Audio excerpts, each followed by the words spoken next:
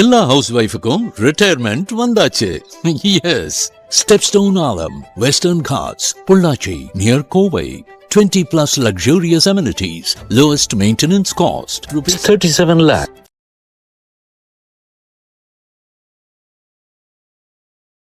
சிம்ம ராசி இருக்கிறதுலே இந்த ட்ரிப் நல்ல உதவாங்க போகக்கூடிய ராசி யாருன்னு கேட்டால் சிம்ம ராசி. என்ன இடைஞ்சல் ஒரே வருதுன்னா 6ஆம் இடத்தை பார்க்கும்போது கடன் அதிகமாகிறதுக்கு வாய்ப்பு. 6க்கு நம்ம ப்ளஸ்ஸை பேசணும், மைனஸ்னு எடுத்தால் ருணரோக சத்துரு அப்படின்னு எடுத்திங்கன்னா கடன் அதிகம் வாங்கி ஒரு விஷயங்களை செய்யக்கூடிய, ஏன்னா 12 வரையும்ங்கிறனால பண லாஸ் உண்டான்னு கேட்டால் கண்டிப்பாக உண்டு. இந்த 3 இடத்தையும் கான்டாக்ட் பண்ணதுனால இவங்க ஆள் ஹெல்த் இஷ்யூஸ் உண்டான்னு கேட்டால் அது கிடையாது. குழந்தைகளுக்கு உண்டான படிப்பு செலவு விஷயங்கள் செலவுக்குங்கிறது அதிகமாகவே சிம்மராசிக்காரர்களுக்கு இடம் வரும். பண விரயம் அவங்களுக்கு உண்டு. மன நிம்மதி குறையுமான்னு கேட்டால் அதுவும் உண்டு. என்ன வேணும் ஸ்கூலுக்கு எல்லாமே இங்க இருக்கு. Super Saravana stores, Chennai, Madurai, Kovai.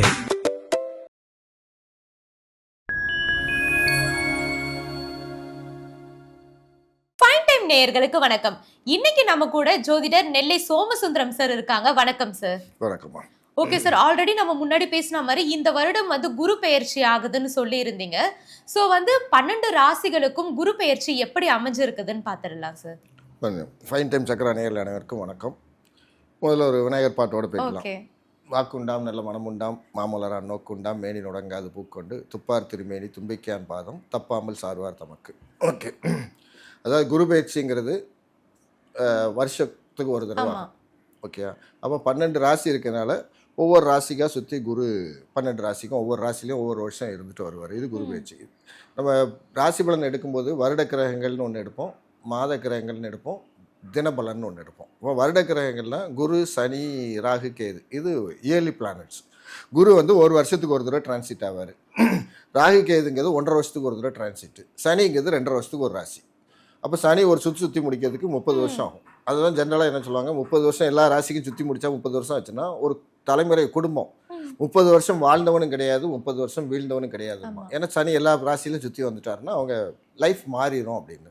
இப்போ குரு ஒவ்வொரு ராசிக்கும் மாறி வர்றது அந்தந்த ஒரு வருஷத்துக்கு ஒரு தடவை மாறுறது. அப்போ எந்த ராசிக்கு வராரோ அப்போ எந்தெந்த ராசிக்கு வரும்போது அந்தந்த ராசிலேருந்து எந்தெந்த ராசியை பார்க்குறோம். எப்போவுமே எப்படின்னா சனிக்கு என்னென்னா, சனி நின்ற இடம் பலம், சனி பார்த்த இடம் டேமேஜ். குரு எப்படின்னா நின்ற இடம் வீக்கு, பார்த்த இடம் பலம். அப்போ பார்த்த இடம் ஸ்தானத்தை பலப்படுத்துவார். அப்போ இப்போ என்ன ஆகுதுன்னா, பராப வருஷம் வைகாசி மாதம் குரு என்ன ஆகிறாரு, வாக்கிய பஞ்சாங்கம் பிரகாரம் குரு 26/5/2026 வைகாசி 12ஆம் தேதி செவ்வாய்க்கிழமை குரு டிரான்சிட் ஆகிறார். திருக்கணிதம் பிரகாரம் பார்த்தீங்கன்னா 1/6/2026 வைகாசி 18ஆம் தேதி. 2 பஞ்சாங்கம் இருக்குது, 2 பஞ்சாங்கத்துக்கு உண்டான நம்பர் ஆஃப் டேஸ் வித்தியாசம். அப்போ இதில் குரு பயிற்சி ஆகுது. எங்கேருந்து பயிற்சி ஆகிறாருன்னா, மிதுன ராசியில் இது வரைக்கும் இருந்தார், அதிலிருந்து பயிற்சி ஆகி இப்போது கடகராசிக்குள்ளே வராரு. அப்போ கடகராசிங்கிறது நீர் ராசி. முதல்ல எல்லாத்துலையும் சொல்லியிருப்போம், கடகராசிங்கிறது நீர் ராசி. அப்போ நீர் ராசிக்குள் குரு வரும்போது என்னென்னா, நம்ம சனியோட பார்வை மீனத்திலிருந்து திரிகோண பார்வையாக கடகத்தை பார்த்துக்கிட்டு இருக்கு. அப்போ சனியோட பார்வை சந்திரன் கூட சேர்ந்து கடகராசி நீர் ராசியாக கடகராசியில் சந்திரன் அங்கே தான் இது. அதில் குரு அங்கே உச்சமடையக்கூடிய ராசி. அப்போ குரு நீசமடையக்கூடிய ராசி மகர ராசியில் நீசமடைவார், உச்சமடைகிற ராசி கடகராசியில் உச்சமடைவார். உச்சம்னா பீக் பவரை கொடுப்பார். அப்போ நீர் ராசியில் உச்ச பலனை கொடுத்தால் இந்த வருடம் பார்த்திங்கன்னா நீரால் அழிவுகள், சனி பார்வையும் இருக்கிறதுனால நீரால் ஆபத்துகள் அதிகமாக வரும். எப்போ வரும்னு கேட்டிங்கன்னா, கோச்சார செவ்வாய் இப்போ மேசராசியில் இருக்கார். அவர் கடகராசிக்குள்ளே என்ட்ரு ஆகும்போது குரு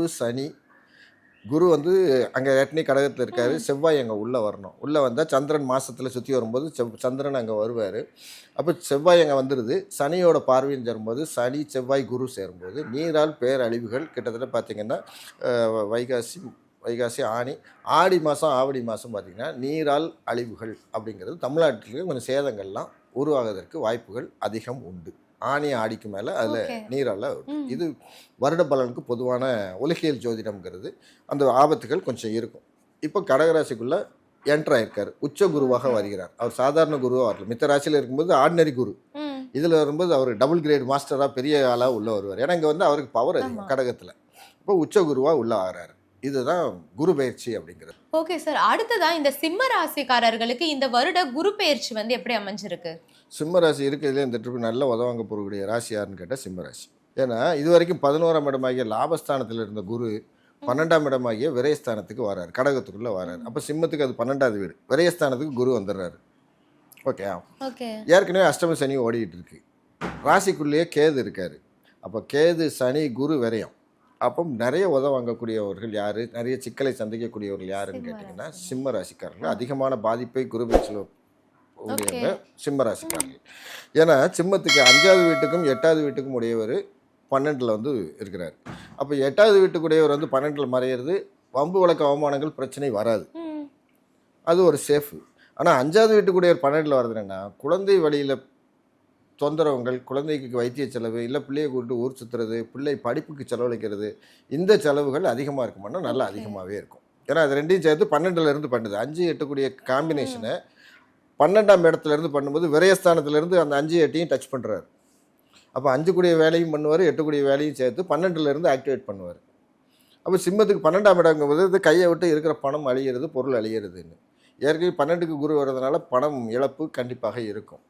அஷ்டம சனி பலமாகவே ஆக்டிவேஷனில் இருக்குது, ராசிக்குள்ளேயே கேது. அப்போ பாதிப்புகள் நிறைய வரக்கூடியது சிம்ம ராசிக்கு வரும். கொஞ்சம் மூச்சு விடக்கூடிய விஷயம் என்னென்னா, இவர் பார்க்குறது விருச்சிக ராசியை பார்ப்பார். கடகத்துக்கு வந்த குரு 5ஆம் பார்வையாக விருச்சிகத்தை பார்ப்பார். அது சிம்மத்துக்கு 4வது வீடு, சுகஸ்தானத்தை பார்த்துருந்தார். எவ்வளோ அடித்தாலும் தாங்குவார் சிம்ம ராசிக்கார். ஏன்னா சுகஸ்தானம் பலமாயிடுது. அப்போ என்ன, சரி எவ்வளோ பிரச்சனை இருந்தாலும் இவரோட உடல்நலம் பாதிக்குமான்னு கேட்டால் பாதிக்காது.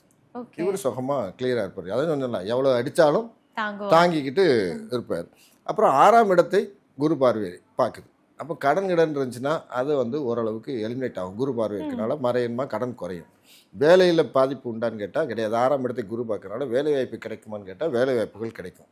8ஆம் இடத்தை குரு பார்க்கறனால வம்பு வழக்கு பிரச்சனைக்கு உண்டான வீட்டுக்குடைய குரு 12ல் மறையிறதுனால இந்த வம்பு வழக்கு தொந்தரவு வராது. திடீர் அதிர்ஷ்டங்கள்லாம் பெரிய லாட்டரி அடித்த மாதிரிலாம் கிஃப்டெல்லாம் கிடைக்காது.